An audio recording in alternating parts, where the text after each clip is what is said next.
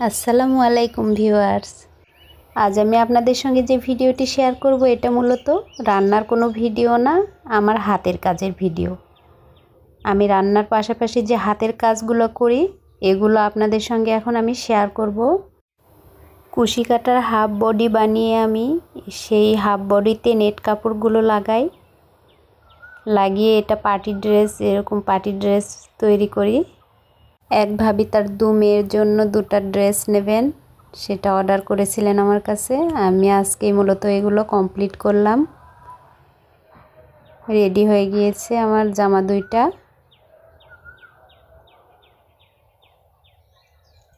Pink কালারই উনি order করেছিলেন।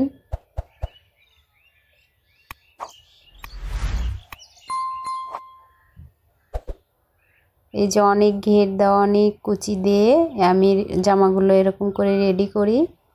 এর নিচে এরকম কুচি থাকে পার্টি ড্রেসগুলোর মতো,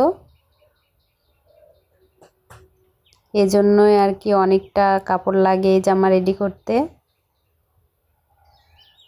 বড়টাতে লেগেছে 6 গজ নেট কাপড় আর ছোটটাতে লেগেছে 5 গজ। এই যে গোলাপ ফুল বানিয়ে আমি 3টা গোলাপ বসিয়ে 2টো পাতা বসিয়ে দিয়েছি।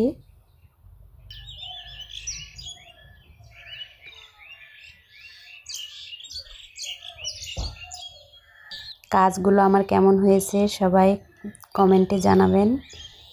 এই যে পেছন পাশটা আমি একটু টার্সেল বসিয়ে দিয়েছি, এরকম ফুল 2 পাশ দিয়ে ফুল করে টার্সেলটা বসিয়েছি। এই যে লাল কালারের একটা হাফ বডি বানানো হয়েছে, এটাতে কাপড় বসাবো, নেট কাপড় বসাবো, সাদা নেট কাপড়।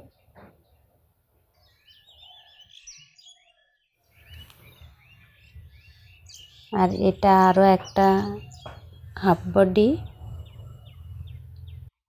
এই কালারটার নাম আমার যতদূর সম্ভব মনে হয় যে গ্রিন কালার। এটাতেও সেম কাজ, 3টা গোলাপ এবং পেছনে এরকম টার্সেল বসানো। এই কালারটা অনেক অনেক সুন্দর। যেভাবে অর্ডার করেছেন উনি লাল একটা নিয়েছেন, পরবর্তীতে আবার এই কালারটা দেখে অর্ডার করেছিলেন।